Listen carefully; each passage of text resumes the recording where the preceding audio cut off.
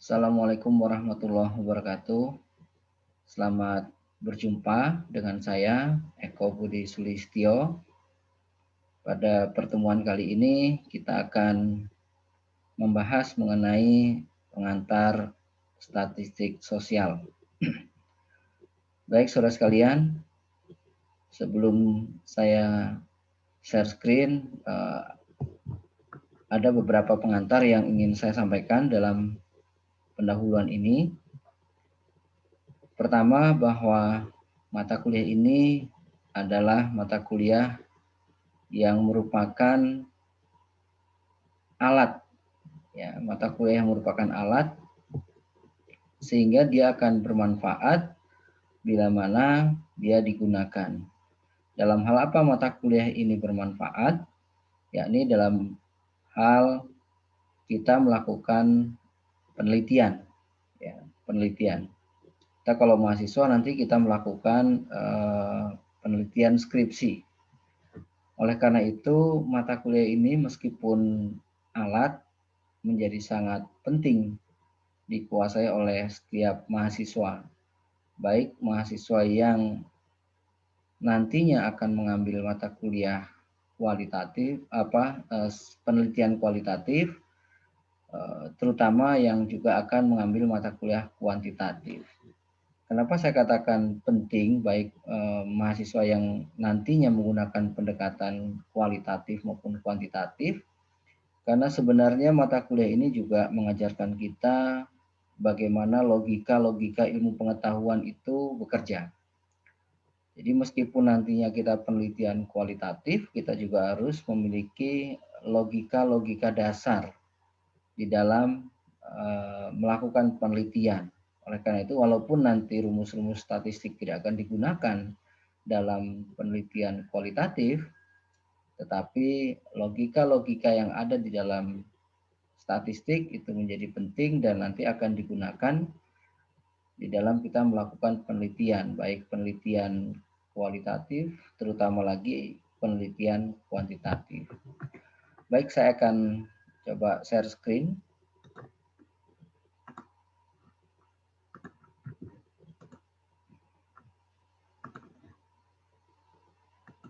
Ya.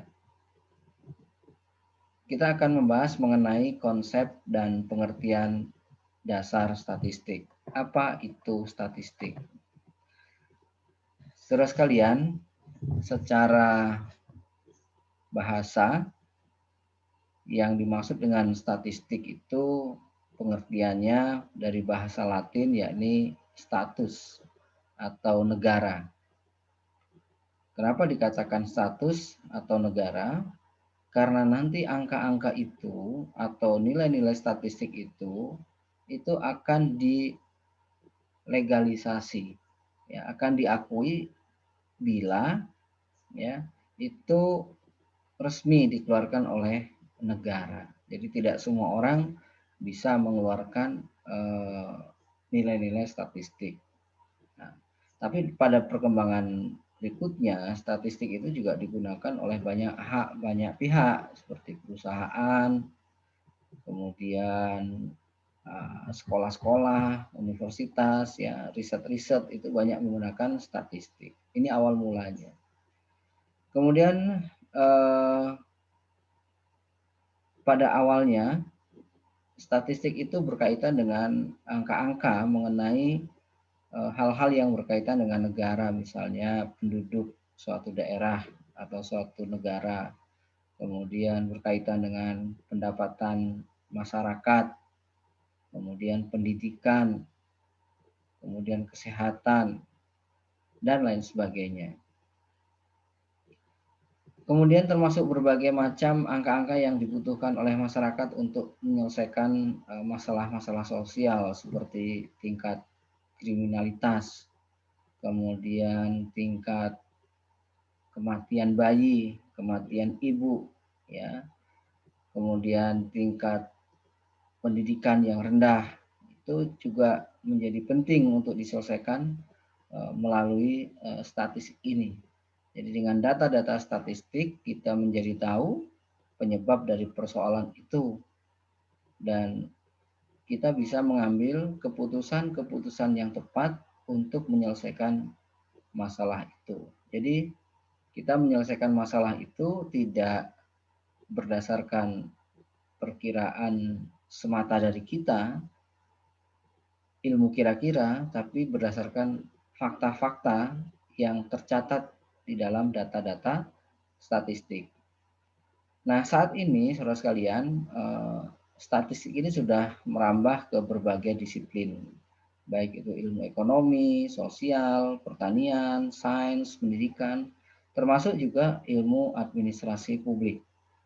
Jadi ilmu administrasi publik ini juga sudah memakai data-data statistik di dalam riset-risetnya. Kenapa? Karena terutama administrasi publik itu juga berkaitan dengan bagaimana negara itu bekerja, memberikan pelayanan kepada masyarakat, mengatur masyarakat, ya. Oleh karena itu, misalnya perlu juga diketahui apakah negara di dalam memberikan pelayanan kepada masyarakat itu sudah baik atau belum, sudah memuaskan atau belum, kekurangannya apa pelayanan negara menurut masyarakat dan sebagainya. Dan itu akan lebih mudah dipahami kalau kita melakukan riset dengan menggunakan statistik. Karena riset menggunakan statistik ini pada umumnya melibatkan orang banyak, ya, melibatkan orang banyak, sehingga lebih pas kita menggunakan pendekatan statistik dalam riset-riset administrasi publik. Namun demikian, tidak semua masalah-masalah administrasi publik itu bisa didekati dengan pendekatan statistik. Nah, saudara sekalian, ini pengertian statistik. Apa itu statistik? Secara sederhana, statistik itu dapat dipahami sebagai sekumpulan angka. Ya, kalau kita bicara statistik, itu pasti bicara angka. Sekumpulan angka untuk menerangkan sesuatu, baik angka-angka yang belum tersusun, acak, maupun angka-angka yang sudah tersusun dalam suatu daftar atau grafik. Nah, ini pengertian statistik dalam arti sempit, ya. Jadi kita bicara tentang angka, bicara tentang daftar, bicara tentang grafik dari angka-angka itu. Contohnya, statistik penduduk yang berupa ringkasan angka-angka meliputi jumlah penduduk, jenis kelamin, umur, pekerjaan, tempat tinggal, apalagi, ya, dan sebagainya. Banyak. Jadi dari penduduk sendiri kita bisa mengetahui banyak hal dari statistik itu. Apa pentingnya mengetahui jumlah penduduk, jenis kelamin, umur, dan sebagainya? Banyak sekali yang bisa kita lakukan. Misalnya kita tahu jumlah penduduk kita banyak, misalnya 100 juta. Nah, tempatnya di mana? Tersebar, apakah tersentral? Kalau tersebar nanti ngambil kebijakan tentang pendistribusian barang dan jasa seperti apa? Nah, itu perlu dipikirkan. Kalau kita sudah tahu jumlah penduduk kita berapa, kemudian tersebar atau tersentral, maka kebijakan tentang distribusi barang dan jasa itu akan lebih mudah. Kemudian jenis kelamin, berapa banyak yang perempuan, berapa banyak yang laki-laki. Kalau banyak yang perempuan, apa yang harus kita lakukan? Kebijakan apa yang harus kita ambil? Kalau banyak yang laki-laki juga demikian. Kebijakan-kebijakan apa yang cocok untuk masyarakat yang sebagian besar laki-laki. Kemudian umur. Nah, umur ini jadi penting gitu kan. Penduduk kita umurnya itu rata-rata lansia, usia produktif, atau masih anak-anak. Nah, kalau rata-rata usia penduduk kita ini lansia, di atas 50 tahun misalnya, apa yang harus kita lakukan? Kebijakan apa yang harus kita ambil? Kalau kita mengambil kebijakan, misalnya meningkatkan lapangan pekerjaan, sementara usia penduduk kita rata-rata sudah lansia, itu nggak cocok. Tapi sebaliknya, kalau jumlah usia rata-rata penduduk kita ini usia produktif antara 15 sampai 45 tahun misalnya, maka kebijakan membangun lapangan pekerjaan, menciptakan lapangan pekerjaan itu menjadi sangat penting. Dan sebaliknya kalau usia rata-rata penduduk itu balita, apa yang harus dilakukan? Demikian juga seterusnya, pekerjaan. Kalau misalnya sebagian besar penduduk kita itu petani, apa yang harus kita lakukan? Pedagang, apa yang harus kita lakukan? Pengusaha, apa yang harus kita lakukan? Pegawai pemerintah, apa yang harus kita lakukan? Jadi dengan data-data itu maka pemerintah itu bisa membuat kebijakan atau siapapun bisa membuat kebijakan yang tepat berdasarkan data-data yang diperoleh dari angka-angka statistik. Kemudian yang pengertian yang kedua, statistik itu adalah sekumpulan cara dan aturan tentang pengumpulan data, pengolahan, analisis, serta penafsiran data yang terdiri dari angka-angka. Nah, yang ketiga adalah sekumpulan angka yang menjelaskan sifat-sifat dari data atau hasil pengamatan. Nah, mungkin kedua hal ini yang akan lebih banyak kita pelajari tentang statistik dibanding pengertian yang pertama tadi. Walaupun pengertian yang pertama juga tidak akan kita tinggalkan. Jadi kalau kita bicara statistik, nanti kita bicara tentang how to collect data, bagaimana mengumpulkan data, how to manage data, bagaimana mengelola data, how to analyze data, bagaimana menganalisis data, ya. Dan bagaimana mengambil kesimpulan tentang data-data itu, menafsirkan data-data itu. Ya, kalau misalnya angka kematian tinggi itu artinya apa? Kalau angka kelahiran tinggi itu artinya apa? Kalau kepuasan masyarakat itu tinggi itu artinya apa dan sebagainya. Nah, kemudian yang keempat, ilmu yang mempelajari ya sekumpulan pengumpulan data, pengorganisasian data, penyajian data, pengolahan data, dan penarikan kesimpulan. Ya, jadi ini yang kemudian disebut dengan statistik sebagai ilmu atau statistik sebagai cara, ya, sebagai alat.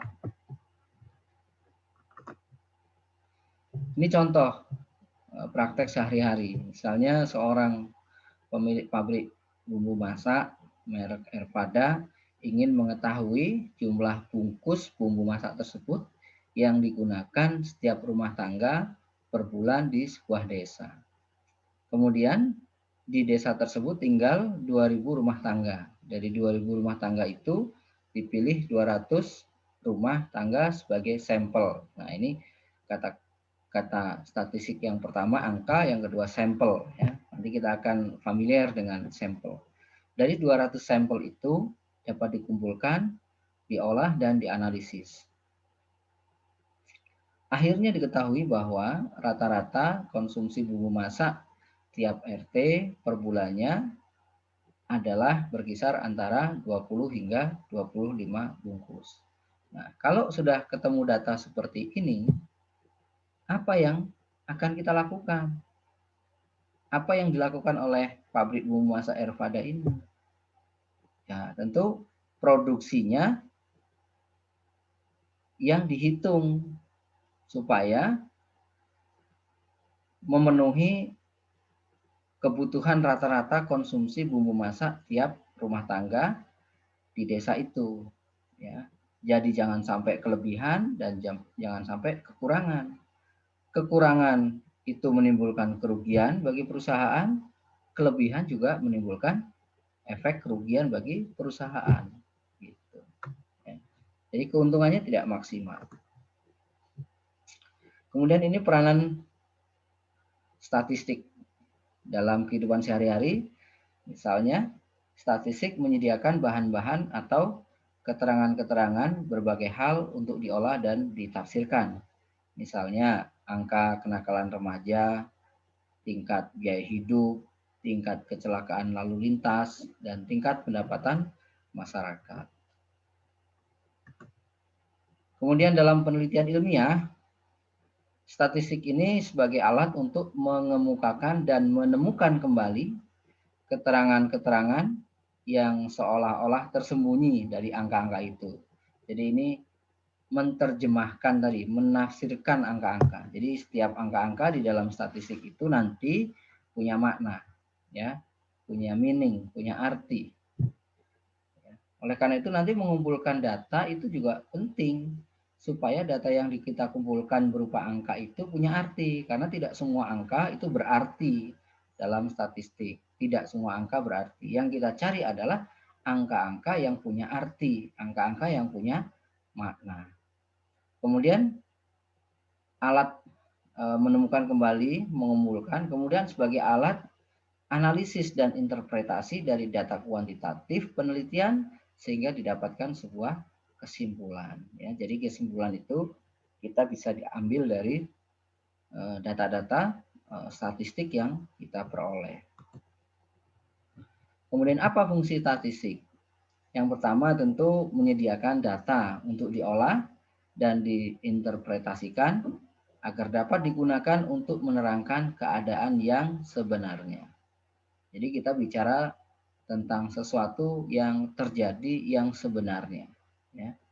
Jadi ini bicara tentang objektivitas.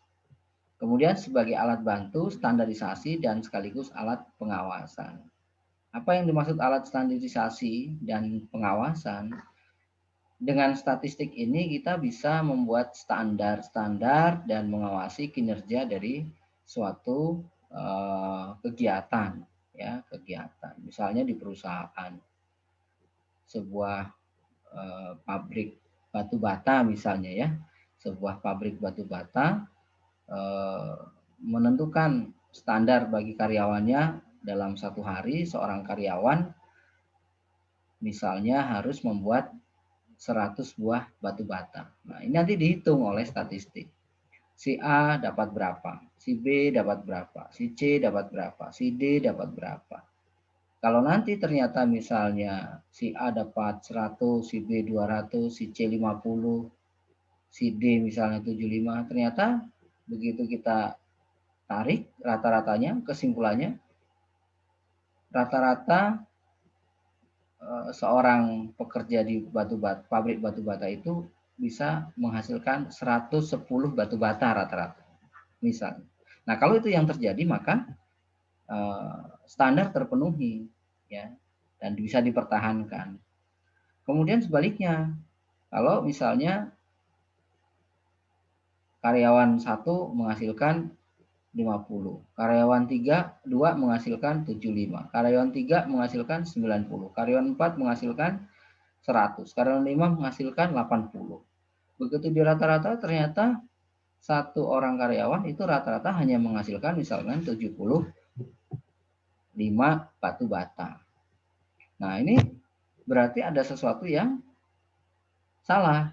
Apakah standarnya yang ketinggian ataukah kinerja karyawannya rendah. Nah, dari hasil penelitian itu nanti akan ketahuan, oh ternyata standarnya tinggian. Kalau standar ketinggian berarti harus diturunkan. Atau misalnya, oh ternyata ada karyawan-karyawan yang tidak produktif, maka diawasi ini yang tidak produktif. Nah, kenapa bisa disimpulkan begitu? Nah, karena tadi salah satu karyawan ternyata bisa menghasilkan 100 batu bata, kok yang lain nggak bisa, gitu. Kemudian yang ketiga, metode penganalisaan, ya, menganalisa data-data itu kalau dibiarkan itu seperti sampah, tapi kalau dianalisis, dipilah, dipilih, itu nanti bisa bermanfaat. Yang terakhir sebagai alat menetapkan kebijakan, seperti yang saya katakan di awal tadi. Kalau kita sudah punya kesimpulan dari satu fenomena berdasarkan data-data statistik, kita bisa mengambil kesimpulan kebijakan apa yang akan kita terapkan pada fenomena itu. Kemudian manfaat statistik, ya. Nah, karena kita tadi bicara tentang angka-angka, bicara tentang fenomena, maka yang pertama menjelaskan hubungan antar variabel. Jadi dalam kehidupan ini, saudara sekalian, semua yang terjadi itu sebenarnya kalau dianalisis hanyalah hubungan antar variabel-variabel. Ya. Semua kegiatan yang terjadi itu hanyalah reaksi dari sebuah aksi. Nah, jadi ini hukum kausalitas. Jadi dalam statistik itu sangat penting memahami hukum kausalitas. Kalau tingkat pendidikan masyarakat tinggi, kira-kira tingkat kesejahteraan masyarakat itu tinggi apa rendah? Nah, begitu. Asumsinya kalau rata-rata tingkat pendidikan masyarakat itu tinggi, maka tingkat kesejahteraan itu masyarakat itu tinggi. Kenapa? Karena dengan tingkat pendidikan yang tinggi berarti sebenarnya masyarakat itu bisa membiayai pendidikan anak-anaknya. Nah, kemudian tingkat pendidikan tinggi itu juga pada akhirnya akan menghasilkan orang-orang yang punya skill, orang-orang yang punya keahlian. Nah, orang-orang yang punya keahlian itu biasanya kalau bekerja juga dibayar dengan gaji yang tinggi sehingga mereka sejahtera. Nah, itu hubungan kausalitas ya, hubungan kausalitas. Hubungan antara permintaan dengan pendapatan dan jumlah penduduk. Kemudian yang kedua, membuat rencana atau ramalan.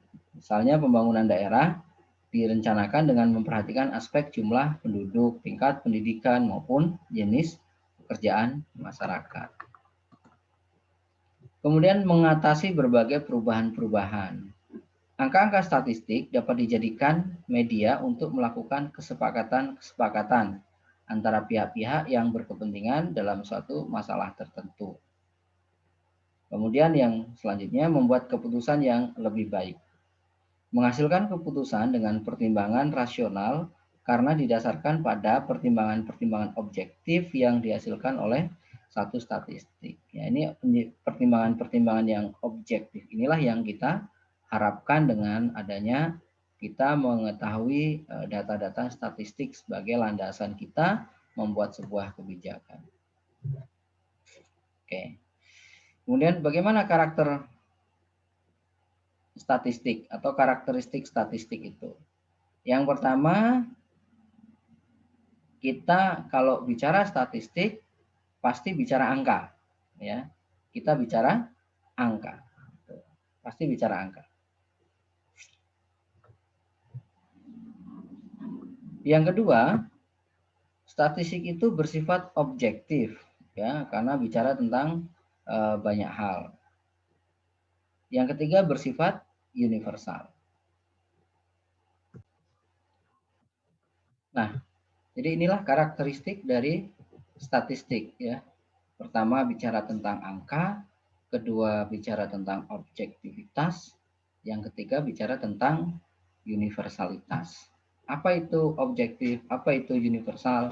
Nah, nanti kita akan belajar dari selanjutnya. Nah, ini dua pembagian statistik, saudara sekalian, yang nanti akan kita perdalam lebih jauh pada pertemuan-pertemuan berikutnya, yakni statistik deskriptif dan statistik induktif. Apa itu statistik deskriptif? Statistik deskriptif adalah cabang statistika yang mempelajari tentang tata cara pengumpulan, penyusunan, dan penyajian data.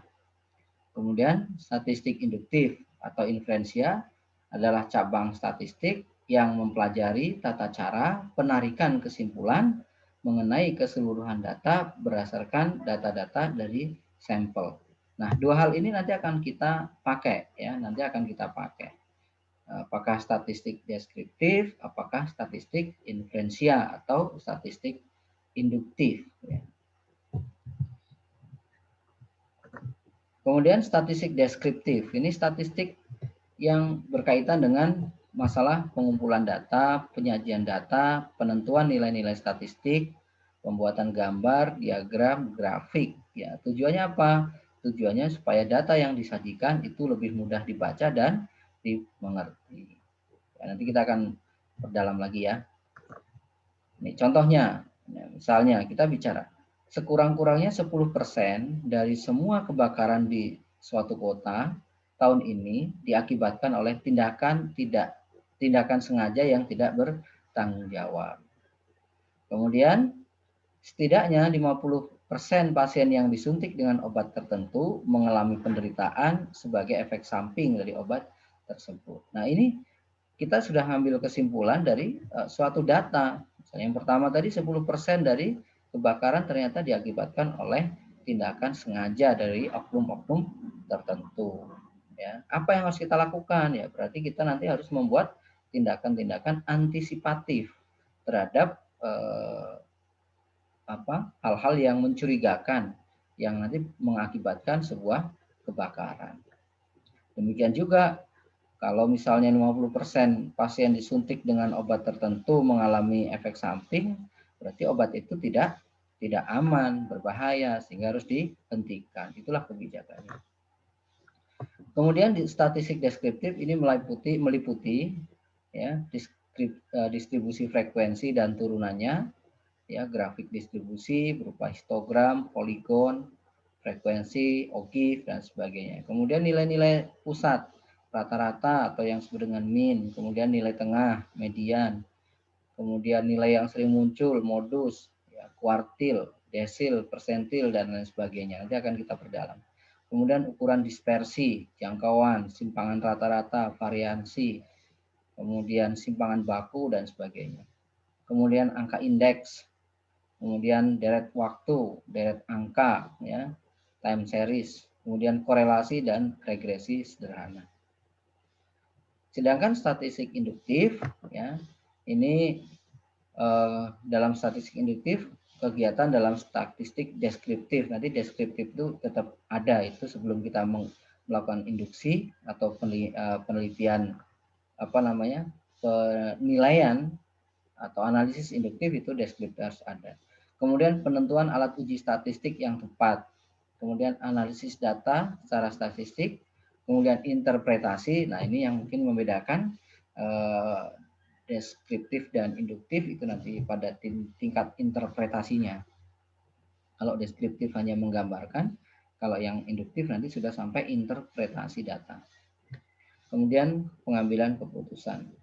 Nah, tujuannya adalah untuk menarik suatu kesimpulan dari data populasi untuk diberlakukan pada keseluruhan populasi.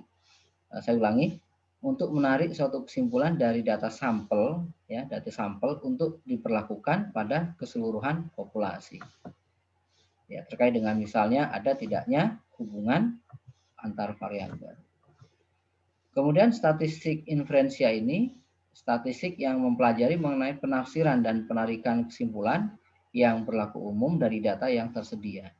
Kemudian berhubungan dengan pendugaan populasi dan pengujian hipotesis. Berfungsi meramalkan dan mengontrol keadaan atau kejadian. Kemudian intinya pengujian hipotesis, penarikan kesimpulan, pendugaan, dan peramalan. Contoh statistik inferensial misalnya akibat penurunan produksi minyak oleh OPEC. OPEC itu dulu ada, ya, negara-negara pengekspor minyak, dan Indonesia pernah menjadi anggota, sekarang keluar. Akibat penurunan produksi minyak oleh OPEC, diramalkan harga minyak akan menjadi 2 kali lipat pada tahun-tahun mendatang. Nah, ini sifatnya prediktif, gitu ya, prediktif.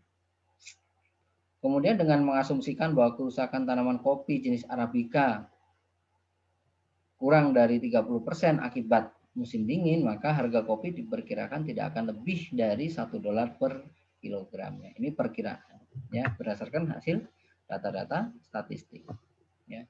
Jadi ini penarikan kesimpulan tersebut merupakan suatu generalisasi dari suatu populasi berdasarkan sampel yang tersedia.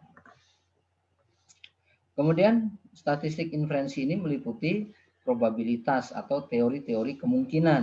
Nah, kita akan belajar. Kemudian teori distribusi teoritis, sampling dan distribusi sampling, pendugaan populasi atau hipotesis, kemudian uji hipotesis, analisis korelasi, dan uji signifikansi, analisis regresi untuk peramalan. Jadi ini lebih kompleks daripada statistik deskriptif tadi. Kemudian yang kedua, yang selanjutnya adalah data statistik. Ya.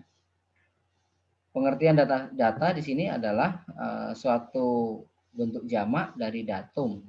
Data ialah sesuatu yang mengandung satu atau sejumlah arti. Jadi kalau sesuatu itu berarti, itu sebenarnya sebuah data. Gitu. Kemudian data dalam statistik itu dibagi dua, data kuantitatif dan data kualitatif. Apa itu data kualitatif? Data kualitatif berupa kategori yang dinyatakan dalam bentuk kategori, jenis atau golongan dari sifat data tersebut. Ya, misalnya data nominal. Ya, data nominal ini perlu sebagian untuk mengelompokkan dan mendeskripsikan data. Contoh, pria dan wanita, berat dan ringan, tinggi dan pendek. Jadi nominal ini hanya dibagi menjadi pilihan-pilihan itu lagi, ya. Pria atau wanita. Jadi terpisah apa namanya ya, dibedakan begitu saja. Kemudian data ordinal, ya, data ordinal ini urutan peringkat. Misalnya jenis pendidikan itu kan ada pendidikan dasar, pendidikan menengah, pendidikan tinggi. Gitu. Kemudian data kuantitatif, data yang dinyatakan dalam bentuk atau dalam angka. Nah, jenisnya nanti ada data diskrit dan data kontinu. Data diskrit ini adalah data yang bilangan pasti, bulat, diperoleh dengan cara mencacah dan tidak berbentuk pecahan. Contoh misalnya kita menghitung pohon, jumlah pohon, menghitung jumlah bola, menghitung jumlah orang, itu kan nggak bisa setengah pohon, setengah bola, 0,75 orang itu kan nggak bisa. Itu data diskrit. Kemudian yang kedua data kontinu. Data kontinu itu bisa berupa data bulat, bisa juga berupa data pecahan. Misalnya panjang itu kan nggak harus 1 meter ya panjang, ya bisa 1,2 meter, bisa 1 meter 35 cm, bisa 6 meter 70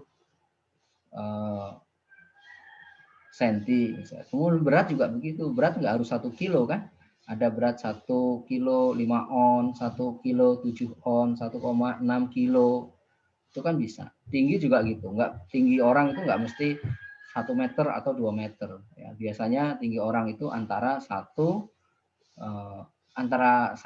sampai misalnya 2 meter. Itu di antara itu. 1,30, 1,40, 1,65 gitu ya. Nah, saya kira itu ya, saudara sekalian, pengantar statistik pada pertemuan kita kali ini ya. Pada pertemuan selanjutnya kita akan mendalami lagi materi tentang statistik yang nanti akan kita praktekkan dalam kehidupan sehari-hari, terutama dalam penelitian kita. Selanjutnya, saudara sekalian, mahasiswa semuanya bertugas untuk meresum ya mata kuliah ini dan kemudian mengirimkan hasil resumenya itu ke email yang nanti saya kirimkan kepada ketua kelas masing-masing. Baik, sampai di sini dulu pertemuan kita. Kita akan lanjut pada sesi-sesi berikutnya. Assalamualaikum warahmatullahi wabarakatuh.